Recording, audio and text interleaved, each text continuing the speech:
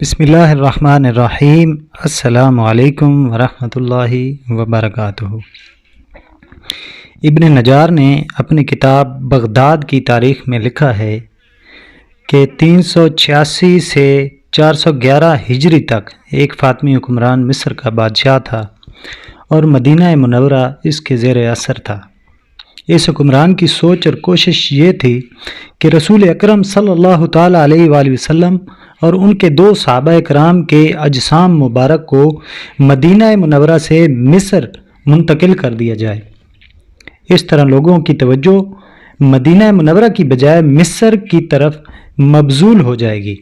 اس نے اس مقصد کے لیے مصر میں ایک نہایت شاندار عمارت تعمیر کی جس میں وہ ان اجسام کو رکھنا چاہتا تھا۔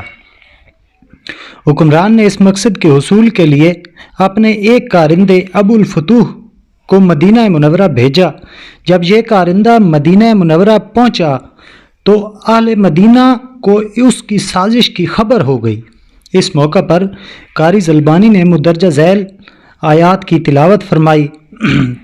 سورہ توبہ آیت نمبر 12 اور 13 ترجمہ: اور اگر عہد کرنے کے بعد اپنی قسموں کو توڑ ڈالیں اور تمہارے دین میں طعنے کرنے لگیں تو ان کفر کے پیشواؤں سے جنگ کرو، یہ بے ایمان لوگ ہیں اور ان کی قسموں کا کچھ اعتبار نہیں۔ عجب نہیں کہ اپنی حرکات سے باز آ جائیں، بھلا تم ایسے لوگوں سے کیوں نہ لڑو جنہوں نے اپنی قسموں کو توڑ ڈالا اور پیغمبر کے جلا وطن کرنے کا عزم مصمم کر لیا، اور انہوں نے تم سے عہد شکنی کی، ابتدا کی۔ کیا تم ایسے لوگوں سے ڈرتے ہو؟ ڈرنا تو صرف اللہ تعالیٰ سے چاہیے، بشرطے کہ تم ایمان رکھتے ہو۔ اس یاد دہانی سے اہل مدینہ کو ابو الفتوح پر بہت غصہ آیا۔ وہ ابو الفتوح اور اس کے ساتھیوں کو قتل کر دینے کو تیار ہو گئے۔ ابو الفتوح ڈر گیا اور بول اٹھا، میں اس سازش کو کبھی عملی جامہ نہیں پہناؤں گا، خواہ حاکم مصر مجھے قتل ہی کیوں نہ کر دے۔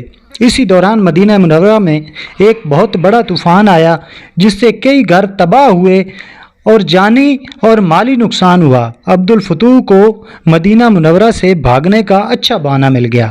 اس طرح سے اللہ تبارک و تعالیٰ نے رسول اکرم صلی اللہ تعالیٰ علیہ وآلہ وسلم اور آپ کے صحابہ کرام کو ان مجرموں سے نجات دی۔